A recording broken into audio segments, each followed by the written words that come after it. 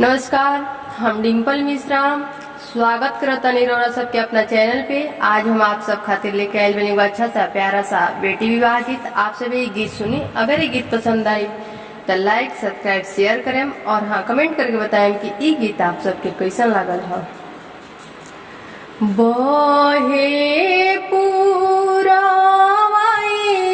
हो बेटी लागे लुआ आकाश, बहे पुरवैया हो बेटी लागे लुआ आकाश।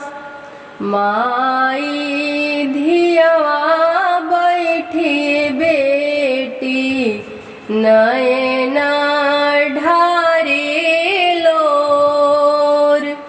माई धियावा बैठी बेटी नैना ढारे लोर। चुप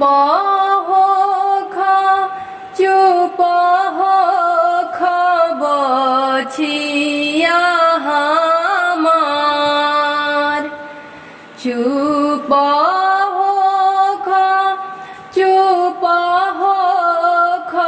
बछिया हमार। बाएं देबो लोकनी बेटी दहीने जेठ भाई। बाई देवो लोकनी बेटी दहीने जेठ भाई। तोहरा बचनिया महमना पतिया। तोहरा बचनिया महमना पतिया। पापा जी के बचनिया हम हूँ पतिया। पापा जी के बचनिया हम हूँ पतिया। मांगत कलुआ होया माँ देलू लुलुआई। मांगत बसिया चाची देलू झड़िया। हमारा बसिया चाची किनिहा धेनु गाय। हमारा बसिया चाची किनिहा धेनु गाय। जवना बन में खेलनी हो पापा नहीं हरी बसवार। जवना बने खेलनी पापा नहीं हरी बसवार। जवना घर में सुतनिया मारिक दियना बार।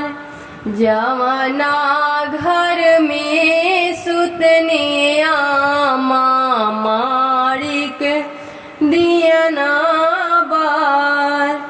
उहे घर में सुती है पापा पूत बहुआ। अरे उहे घर में सोती है आमा पूत बहुआ। निकल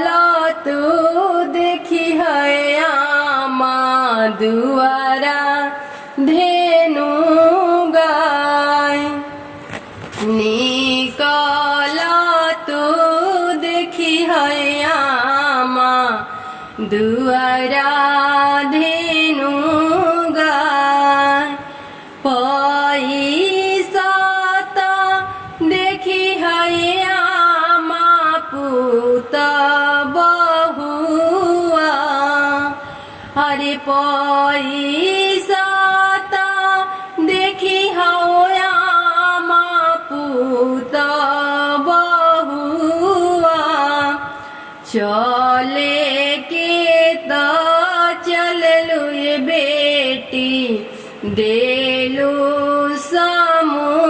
समझाई चले के तो देलू ये बेटी हमके समझाई पथला की छतिया होया माँ देलू बिसरा पथला की छतिया होया माँ देलू बिसरा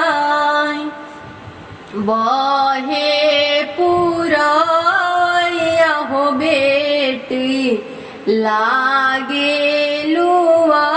आकाश बहे पुरैया हो बेटी लागे